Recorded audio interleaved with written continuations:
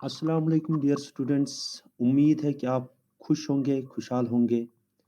तो चलिए हम आज एक नया चैप्टर शुरू कर लेते हैं। क्लास 7th सब्जेक्ट साइंस और हमारा जो चैप्टर है वह है न्यूट्रिशन इन प्लांट्स, यानी पौधों में ग़िज़ाइयत। तो टॉपिक जो हमारा रहेगा वह है फोटोसिंथेसिस। चलिए इस टॉपिक को जानने की कोशिश कर लेते हैं।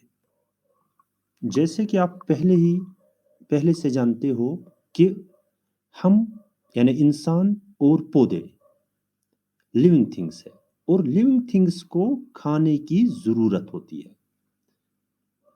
और खाने से क्या होता है कि एनर्जी हासिल होती है, हम काम कर पाते हैं, हम जी पाते हैं।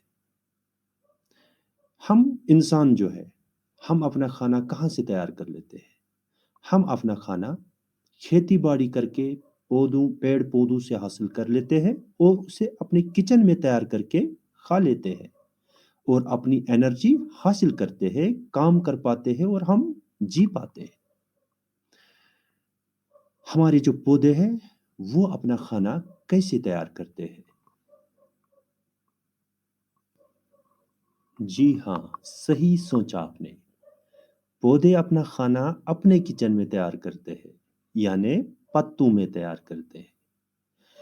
और इस प्रोसेस को, जो ये पौधे अपना खाना खुद तैयार करते हैं अपने पत्तों में, इस प्रोसेस को हम लोग क्या कहते हैं? फोटोसिंथेसिस।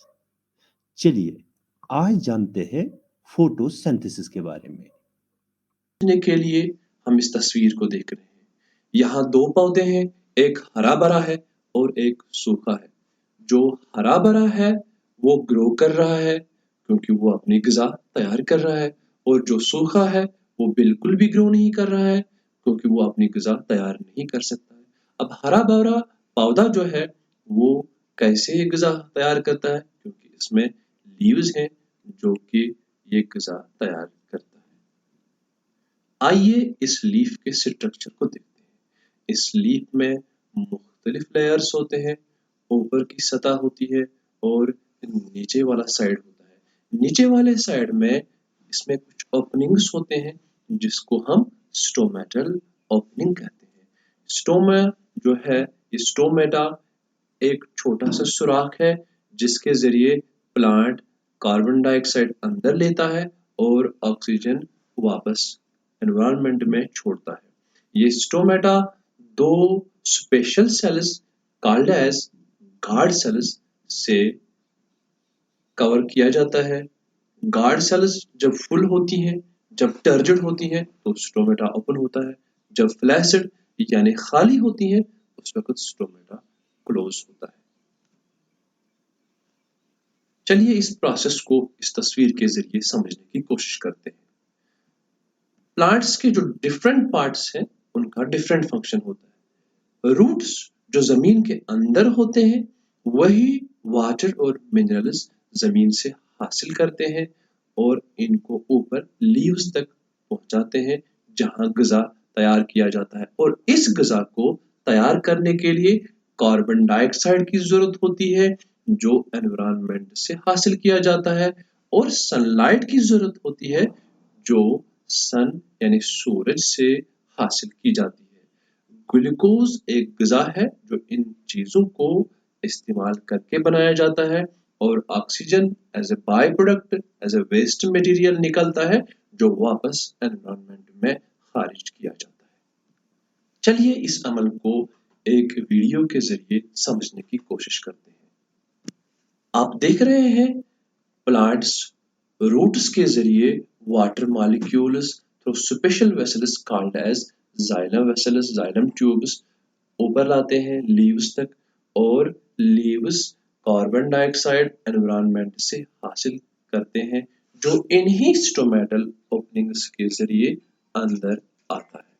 फिर इस कार्बन डाइऑक्साइड और वाटर को आपस में मिलाने के लिए जो ग़िज़ा तैयार होता है उसके लिए एक खास एनर्जी यानी सनलाइट की जरूरत होती है जो ट्रैप की जाती है बाय ए स्पेशल पिगमेंट, उसको हम क्लोरोफिल कहते हैं। क्लोरोफिल यानी वो पिगमेंट जो सनलाइट को ट्रैप करता है, यानी क्लोरोफिल सनलाइट को ट्रैप करके वाटर और कार्बन डाइऑक्साइड को एक कॉम्प्लेक्स केमिकल प्रोसेस के जरिए मिलाता है, फिर ग्लूकोज में कन्वर्ट करता है। इस प्रोसेस में oxygen as a by product, as a waste material निकलता है, जो वापस एनवायरनमेंट में खारिज किया जाता है और जो एनिमल्स के जरिए इस्तेमाल किया जाता है। फिर ये सारा गज़ा जो प्रिपेयर होता है, आइए इस अमल को वर्ड्स में सम अप करते हैं।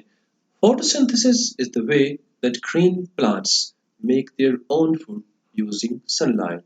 यानी फोटोसिंथेसिस वो अमल है जिसके जरिए पौधे अपना ग़िज़ा सूरज की रोशनी की मदद से तैयार करते हैं। आइए इस प्रोसेस को समझने के लिए हम एक रिएक्शन भी देखते हैं। Carbon dioxide plus water in presence of sunlight and chlorophyll produces glucose as food for plants and oxygen as byproduct. 6 molecules of carbon dioxide, they react with 6 molecules of water to produce 1 molecule of glucose, C6H12O6 plus 6 molecules of oxygen.